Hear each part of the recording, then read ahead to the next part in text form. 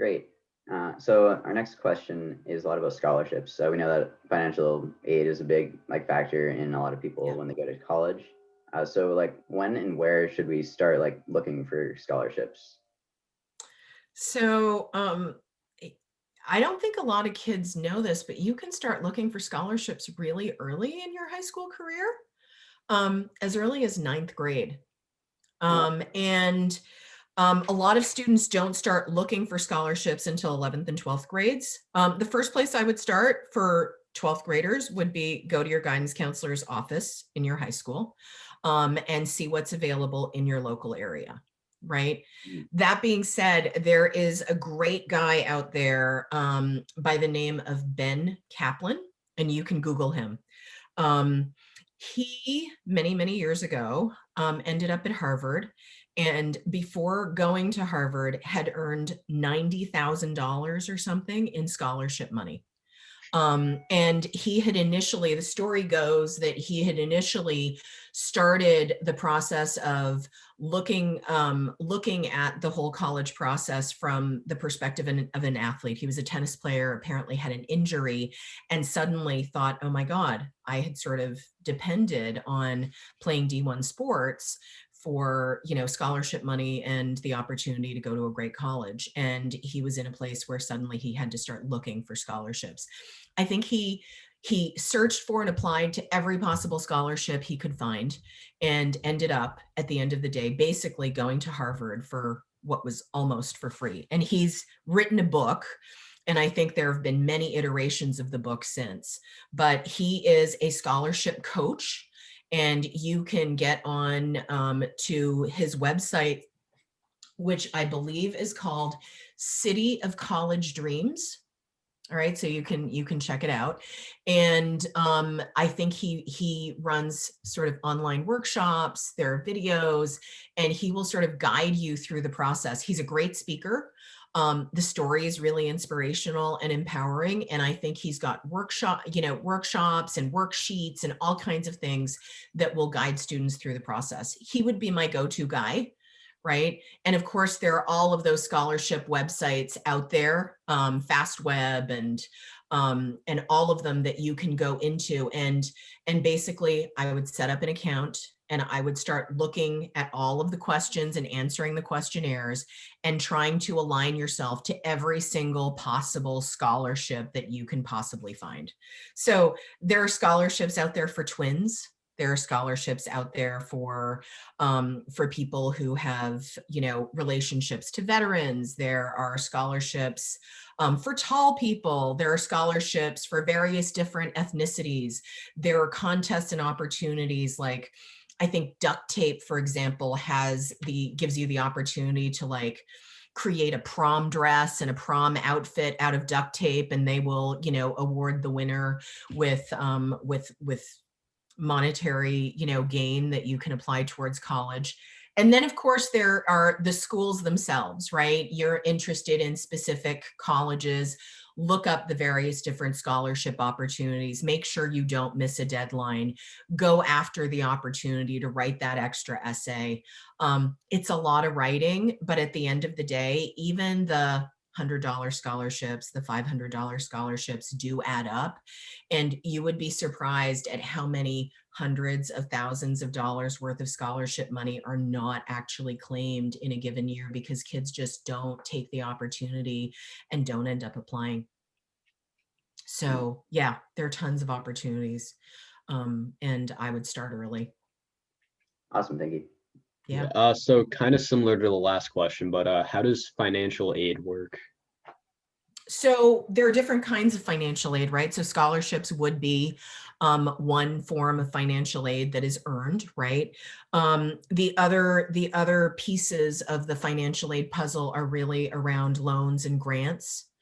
So you would want to make sure that you fill out the appropriate paperwork in order to apply for financial aid and to see what your specific family's contribution would have to be.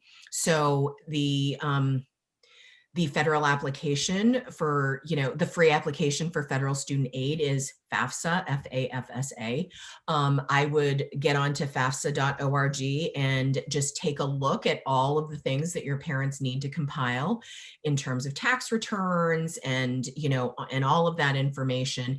And there is an option for you to plug that information in advance, just to sort of calculate what your family's estimated financial, contribution would have to be and what that need would be.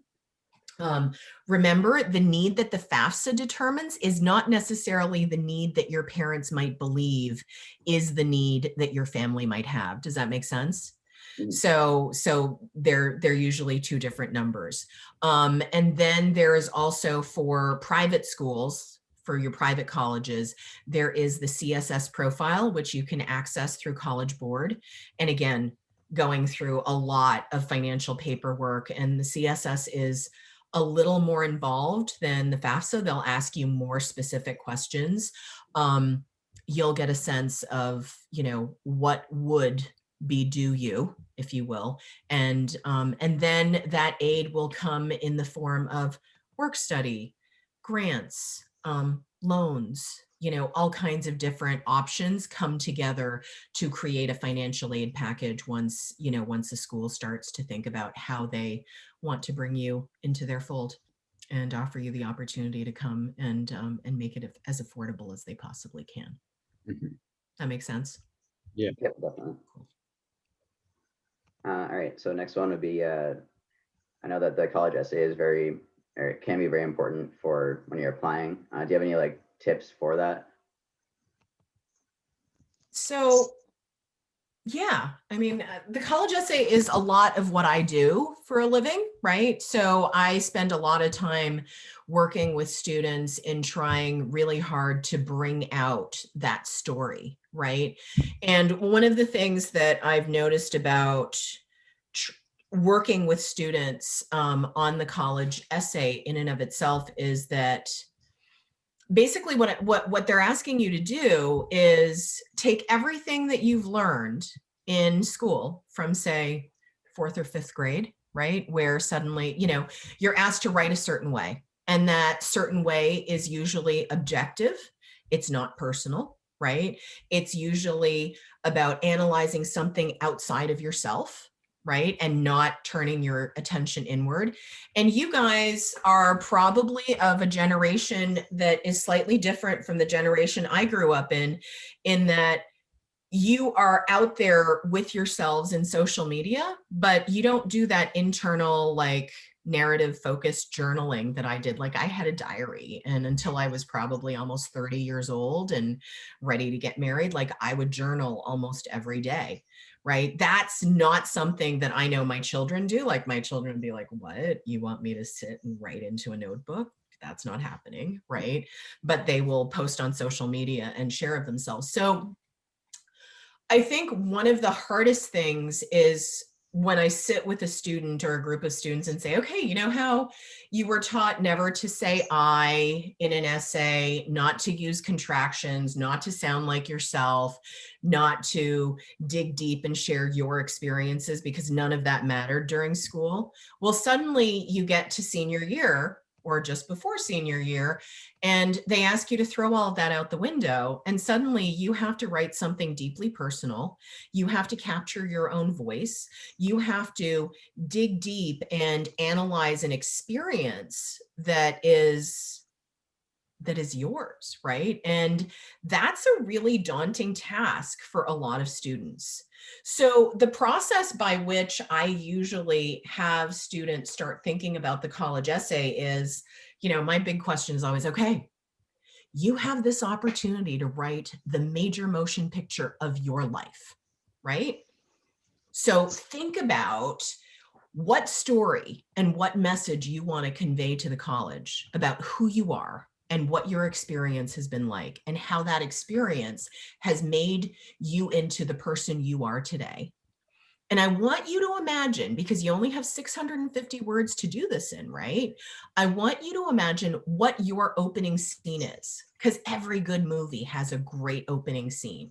And if we are lost by the time that opening scene happens, like, the attention is gone, your audience is gone, right? So what is that opening scene?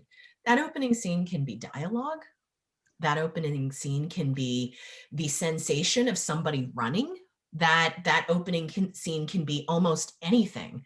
And I guess, the other hard piece in trying to help students through the college essay writing process is, how do you stop telling people what you're feeling and what you're doing and showing them what you're doing and what you're feeling? And I think that's the other challenge that a lot of students have. What I usually do is we start talking about the movie of a student's life. We start thinking about that opening scene and we get the juices flowing. And then what I usually ask my students to do is I ask them to go away and to think about everything that we've discussed as it pertains to this movie of your life, and to spend 24, 36, 48 hours literally just doing what I call pre-writing, writing in your head. I don't care where you're thinking about all of the stuff that you are going to eventually get out. I ask them to take it with them into conversations they have with best friends, with family. Think about it when you're brushing your teeth, when you're lying in bed staring at the ceiling and you can't sleep, when you're sort of preoccupied in some sort of a conversation that you may or may not want to be a part of, right? Like all of that stuff, just have it sort of sitting at the back of your head and marinating. And then I ask them 24 to 48 hours, sometime in that time span, lock yourself in your room for 40 minutes and do a purge, complete brain dump. It doesn't matter if it's 2,000 words by the end of it. It doesn't matter if it's 3,000 words or 1,000 words, or if it's right on word count, right? I try to discourage students from sticking to word count because I think it's really important for students to get everything out, right? Because this whole exercise is a foreign exercise.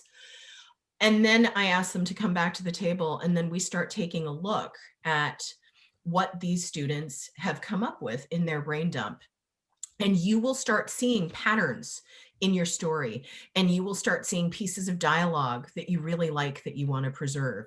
You're going to remember moments, and it's about how you piece together this crazy brain dump that I believe makes a great college essay. Does that make sense? Yes, definitely. I'm not a proponent of reading 1,000 college essays that other people have written, because I feel like that takes away from your opportunity to write your authentic and original story. So my process is much more, okay, let's excavate where you're at, do the dump, go back to it, and hey, we've got Google Docs. We've got Microsoft Word. We are able to literally take paragraphs and shift them and play with them and do really cool things so that your essay can become what it is, piece by piece, moment by moment.